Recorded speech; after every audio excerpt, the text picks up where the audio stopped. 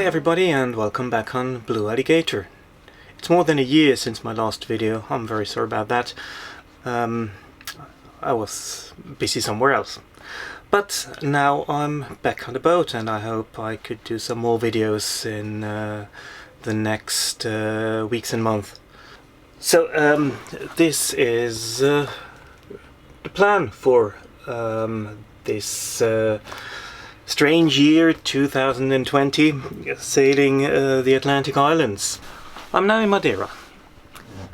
We left the mainland of Portugal by the end of July. I sailed with Aline.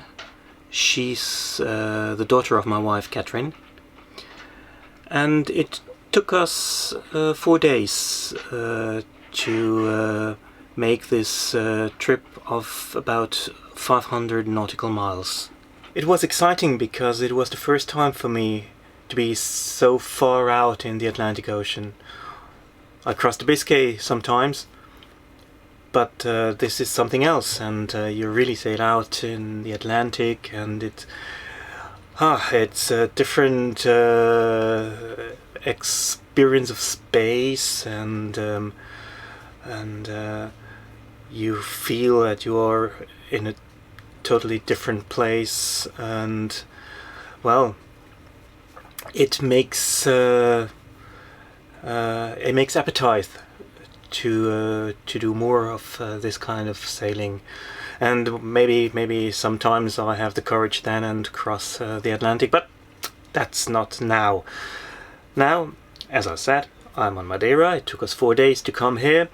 It was an exciting trip, first because we had to pass the traffic separation zone southwest of Cabo São Vicente. There is quite some traffic there. It's a very busy shipping lane, and still there wasn't any problem to go through. And we avoided it. We didn't go through the traffic lane. We passed south of it, and then we turned west towards Madeira when we had the separation zone behind us. So, but still, I mean, the ships are going in and coming out there. It was pretty calm until we actually had the separation zone behind us, but then the wind picked up. And also the sea state got a bit rougher, and on the second day we had quite some wind, 25 knots, and maybe 2 to 3 meter waves.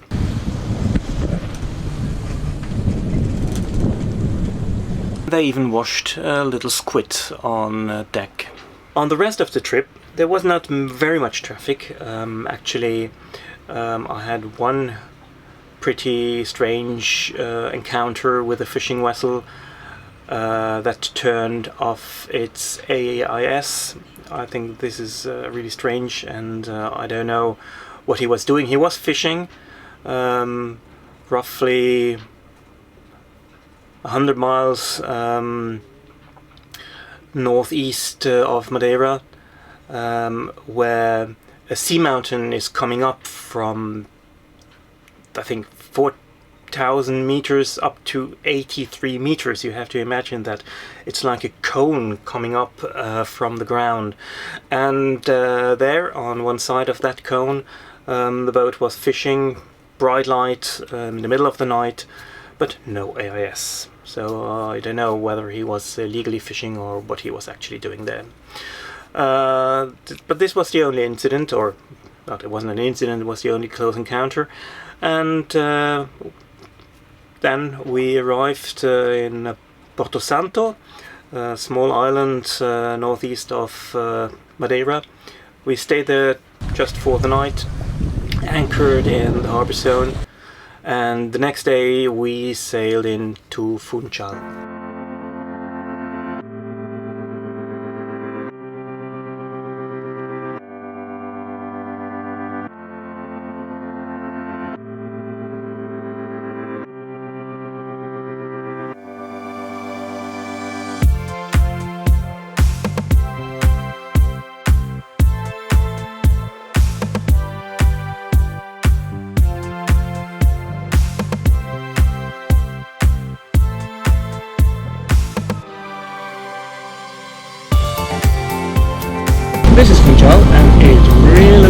beautiful.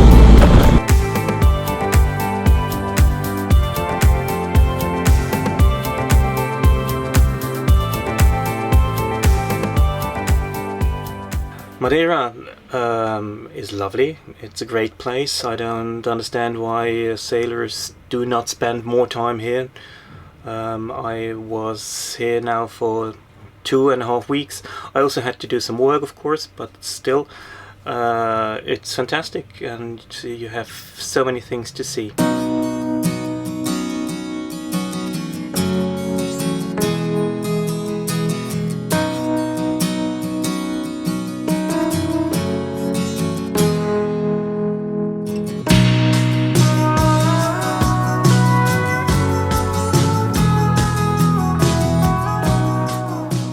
The corona situation here on Madeira is okay, because they are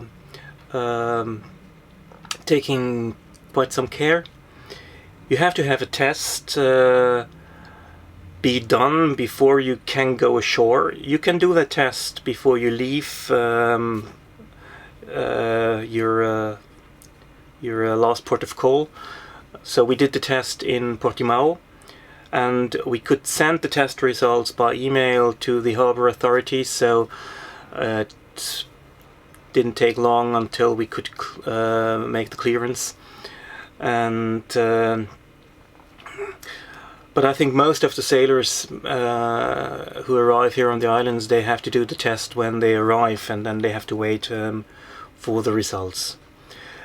I think this is going to happen to me as well. On my next step, I plan to sail to Santa Maria. This is the southernmost island of the Azores, tomorrow. It will take me also 4 days, and or maybe 5, I don't know. And they already told me that when I arrive, I do have to do the corona test again. Well, making a corona test again is not really what I'm looking for, but I have to accept it, and I think it's a good idea how they deal with the virus. So, stay tuned and learn more about my trip to the Azores in the next video.